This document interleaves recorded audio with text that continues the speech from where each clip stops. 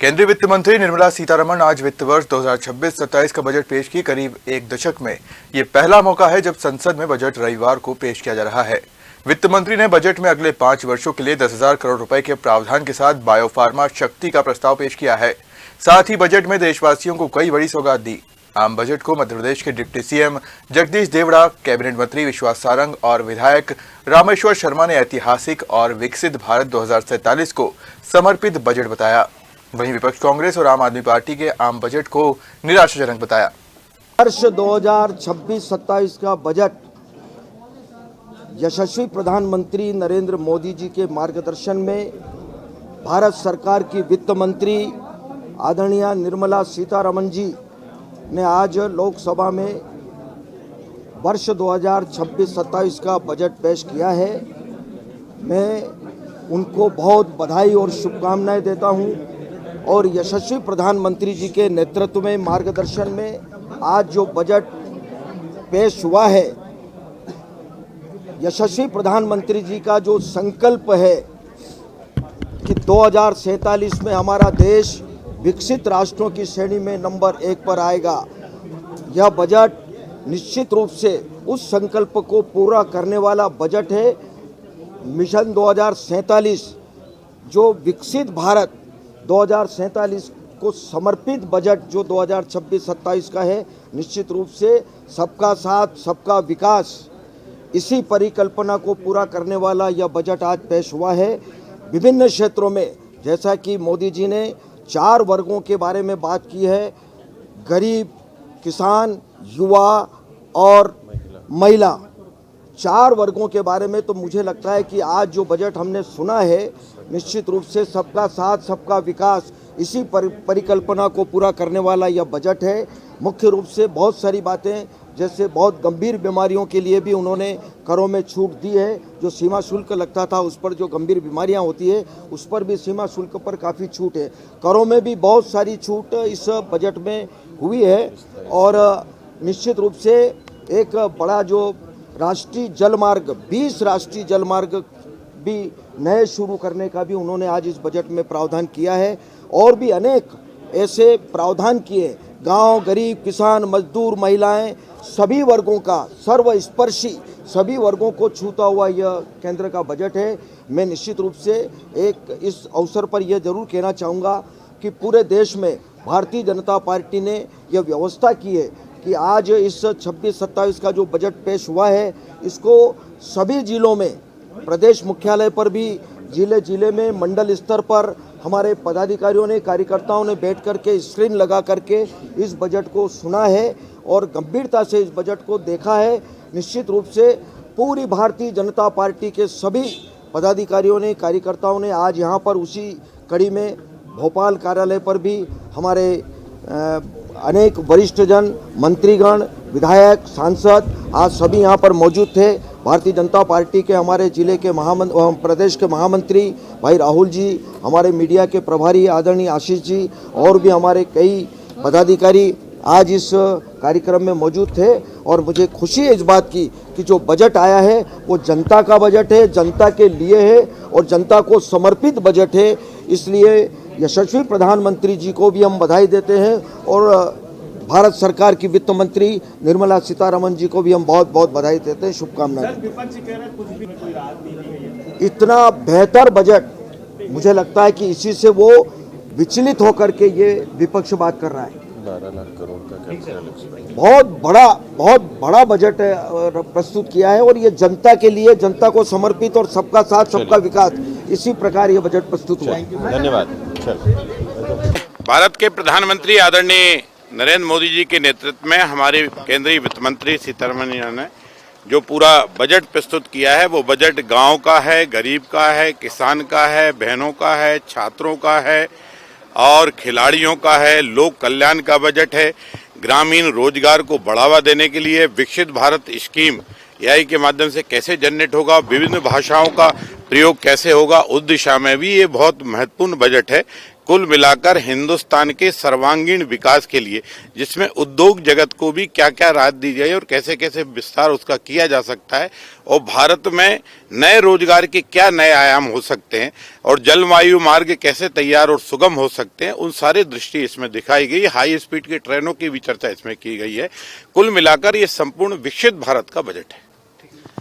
पूर्ण बजट 2047 में जो नरेंद्र मोदी जी का सपना है कि एक विकसित भारत बने, उसकी नींव रखने वाला ये बजट, जैसा अनुमान था, युवा, महिला, मजदूर, किसान, गरीब, हर वर्ग के कल्याण वाला ये बजट इंफ्रास्ट्रक्चर डेवलपमेंट के साथ साथ उद्योग के नए अवसर सृजित करके रोजगार के नए आयाम स्थापित करने वाला ये बजट, युवाओं को खेलों में आकर्षित करने के लिए खेलो इंडिया मिशन की घोषणा, तो उसके साथ ही कोऑपरेटिव सेक्टर में इनकम टैक्स को लेकर अलग तरह की रियायतें देने वाला ये बजट, शहर से लेकर गांव और गांव से लेकर खेत और खलियान तक खुशहाली लाने वाला ये बजट, आईटी सेक्टर में हिंदुस्तान आगे बढ़े, एआई सेक्टर में हिंदुस्तान आगे बढ़े, पशुपालन से संबंधित आय किसानों को मिल सके, उसको ध्यान में रखने वाला ये बजट। बाय एंड लार्ज हम ये कह सकते हैं कि संपूर्णता का बजट, आर्थिक अनुशासन का ये बजट और देश को नए विकास के आयाम स्थापित करने वाला ये बजट। देखिए, ये विश्वास और विकास का बजट है। मोदी जी के नेतृत्व का ये बजट है। ये बजट कोई एक साल का नहीं, बल्कि अगले 10 साल भारत की क्या तस्वीर रहेगी इंफ्रास्ट्रक्चर के मामले में, बाकी विकास के मामले में, ये देश कहाँ जाना चाहिए। आप देखिए, छोटी छोटी चीज़ें, रेयर अर्थ की बात की जिस पे सिर्फ चीन का कब्जा था, इस देश में चिप की बात की जिस पे दुनिया के 2-3 देश, अमेरिका, ताइवान या चीन जैसे देश थे, उनकी भी चिंता की है कि उनका प्रोडक्शन हमारे देश में कैसे बढ़े, रेयर अर्थ के मामले में हम कैसे आत्मनिर्भर बने, देश में हमारा लॉजिस्टिक का खर्च कैसा हो, मालगाड़ी कॉरिडोर से लेके सारी बातें इस बजट में की है। व्यवसायी वर्ग और हमारे जो उद्योगपति हैं, हमारे जो आयकरदाता हैं, उनके लिए सजा के बजाय पेनाल्टी का प्रावधान, और वो भी काफ़ी कम। तो हर तरफ से लोगों को सुविधा देके ज़्यादा से ज़्यादा लोग टैक्स दें और लोग छोटी छोटी गलतियों पे हमें छोटे से जुर्माने से लोगों को मदद मिल जाए, ये सारी बातें इस बजट में करने का प्रयास किया है। मेडिकल टूरिज़्म को भी बढ़ाने का प्रयास किया है। आने वाले समय में ये देश मेडिकल टूरिज़्म के मामले में दुनिया भर में सबसे आगे जाएगा, क्योंकि हमारे यहाँ सस्ता इलाज है, लेकिन उसको किस तरह से विकसित करें ताकि दुनिया भर के देश आएँ, उसकी चिंता की है। हमारा टूरिज़्म को लेके भी सर्किट बनाने का काम किया है। दुनिया के कई बौद्धिस्ट देश जहाँ के बहुत सारे टूरिस्ट, चाहे हम जापान की बात करें, कोरिया की बात करें, आते हैं, तो बौद्धिस्ट जो सर्किट है उसे बनाने की भी बात की है। मैं समझता हूँ कि हर वर्ग के लिए इस बजट में कुछ ना कुछ सरकार ने किया है। ये बजट आने वाले समय में इस देश की गति को तय करेगा। ये आने वाले दशकों तक ये भारत किस दिशा में जाएगा उसे तय करेगा। मध्य प्रदेश को लेके बजट के जो घोषणाएं उस पर नहीं जा रहा, लेकिन इंफ्रास्ट्रक्चर में, रेल कॉरिडोर में, इंडस्ट्रियल जो हब बनाने वाली बात है, औद्योगिक क्षेत्र के बाजू में जो इंडस्ट्रियल एरिया है उसके बाजू में जो क्षेत्र रेसिडेंशियल विकसित करने वाली बातें हैं, सभी क्षेत्र में मध्य प्रदेश को इस बजट से काफ़ी राहत मिलेगी। मैं समझता हूँ कि हमारे जो राज्य का बजट है उसमें केंद्र की सपोर्टेड जो स्कीम्स रहती है उसमें भी इस बजट में राशि बढ़ाने का सारे काम किए गए हैं, और आने वाले समय में जो हमारा मध्य प्रदेश का बजट आएगा वो इस बजट में मध्य प्रदेश को जो लाभ मिला है उसके कारण हमारा मध्य प्रदेश का बजट और भी अच्छा और भी विकसित आएगा, जो पिछले सालों में मध्य प्रदेश का।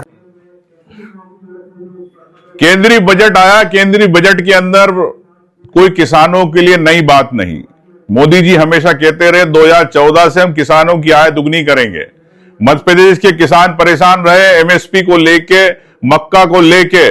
मक्का 1200-800 रुपए में बेचना पड़ रही, किसान अपना उत्पादन में जितनी लागत है उसके पैसे नहीं निकाल पाया। क्या बजट के अंदर ये स्पष्ट नहीं दिखा है कि यहाँ की एमएसपी के भाव में आप सोयाबीन, मक्का, अन्य चीजें आप खरीदेंगे? ये मैं समझता हूं कि मध्य प्रदेश सरकार किसानों को लेके साल पूरा बना रही है, लेकिन क्या किसान को क्या मिलेगा ये स्पष्ट नहीं है। युवाओं को लेके जिस प्रकार से स्टार्टअप की बात है, स्टार्टअप की बात मोदी जी ने कई बार कही, लेकिन स्टार्टअप मध्य प्रदेश को नहीं मिले, ये मैं आपसे कहना चाहता हूं। तीसरी बात, मनरेगा को लेके 60-40 कर दिया। क्या प्रदेश के मजदूर जो मजदूरी करने, पलायन करने बाहर चले जाते, मजदूरी करने पलायन कर लेते, तो उन लोगों के लिए आपने नहीं सोचा? मैं समझता हूं इसी प्रकार जल जीवन मिशन को लेके घर घर मोदी, घर घर पानी की बात करने वाली भारतीय जनता पार्टी की सरकार के लिए इस बजट के अंदर कोई अतिरिक्त पैसा नहीं दिया। कैसे पानी पहुंचेगा, मैं ये समझना चाहता हूं। बड़े उद्योगपतियों के करोड़ों, हजारों करोड़ के लोन माफ हो रहे, लेकिन आम व्यक्ति को जो नौकरी पेशा है या मध्यम वर्ग है, जो सोचता है कि इनकम टैक्स में मुझे छूट मिल जाए या कम मुझे पैसे भरना पड़े, उसके अंदर नहीं। लेकिन बड़े उद्योगपति कर्ज माफ हो रहे, एक आम व्यक्ति के आप उसके अंदर टैक्स में आपने छूट नहीं दी। तो मैं समझता हूं कि भारतीय जनता पार्टी का बजट सिर्फ और सिर्फ दिखावा है। मोदी जी ने एक योजना बड़ी अच्छी करी कि आयुष्मान योजना के अंदर 70 साल से ऊपर वालों का इलाज फ्री। मोदी जी आप 70 साल के हो गए, 70 साल से नीचे वाले जो इतने लोग हैं, जो गरीब परिवार है, उनके माँ बाप है, उनके बारे में आप नहीं सोच पाए। मैं समझता हूं कि कई विसंगतियां हैं, और जब आप जन सेवा कर रहे हैं तो जन सेवा उद्योगपतियों की नहीं, आम व्यक्ति की सेवा होना चाहिए, ये मैं कहना चाहता हूं। बर्बादी वाला बजट है, अपने लोगों को फायदा पहुंचाने वाला बजट है, व्यापारियों को बर्बाद करने वाला बजट है। शेयर बाजार धड़ाम हो गया, व्यापारी बर्बाद हो रहे हैं। किसानों का इस बजट में कुछ नहीं है, युवाओं का कुछ नहीं है, शिक्षा के लिए, इलाज के लिए, यहां तक कि देश की सुरक्षा के लिए इस बजट में कुछ भी नहीं है। पूरी तरह से फ्लॉप बजट है, फर्जी बजट है। देश के आम जनता के टैक्स के पैसे को बर्बाद करने वाला बजट है, देश को बर्बाद करने वाला बजट है।